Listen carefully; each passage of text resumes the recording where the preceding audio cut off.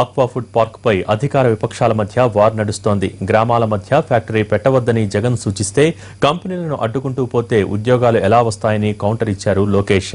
ప్రజల నిరసనల్ని ప్రభుత్వం పట్టించుకోవటం లేదని జగన్ ఆరోపిస్తే డిపాజిట్లు కూడా రాని పార్టీలు ప్రజల్ని రెచ్చగొడుతున్నాయని అటాక్ చేశారు లోకేష్.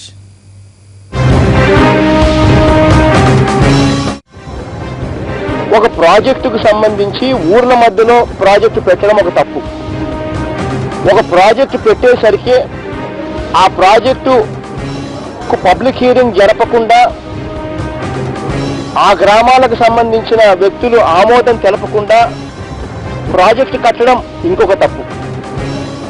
ఈ అన్నిటికీ కూడా ఆమోద ముద్ర వేసింది చంద్రబాబు నాయుడు గారు అని చెప్పడానికి నిజంగా రాష్ట్ర ప్రభుత్వం తరఫున చంద్రబాబు నాయుడు గారు దగ్గరుండి ఇది చేయిస్తా ఉన్నాడు అని చెప్పడానికి చంద్రబాబు నాయుడు సిగ్గుతో తల ఉంచుకోవాలి. ఫస్ట్ ఆఫ్ ఆల్ గ్రామాల మధ్యలో ప్రాజెక్టు పెట్టడం తప్పు. పబ్లిక్ హియరింగ్ జరపకుండా గ్రామాల అనుమతి లేకోకుండా గ్రామాలందరూ కూడా వ్యతిరేకిస్తూ తీర్మానాలు చేసినప్పటికీ కూడా ప్రాజెక్టు అక్కడే పెట్టించే కార్యక్రమం చేయడం రెండో తప్పు. అని ఒకటే మనం గమనించుకోవాలి, రేపు కంపెనీలు రాకపోతే ఉద్యోగాలు రావాలి. ఎలాంటి అభివృద్ధి జరగకూడదని కొంతమంది అంటారు. ఏ కంపెనీలు రాకూడదు, ఏం ఉండకూడదు, కానీ ఉద్యోగాలు రావాలంటే ఎక్కడి నుంచి వస్తే ఉద్యోగాలు? భోగాపురం వ్యతిరేకం, ఆక్వా అవనీరు, రాజధాని అవనీరు, రాయలసీమ సోలార్ ప్లాంట్లు పెట్టినీరు, అన్ని అడ్డుపడితే ఉద్యోగాలు ఎక్కడి నుంచి వస్తాయి?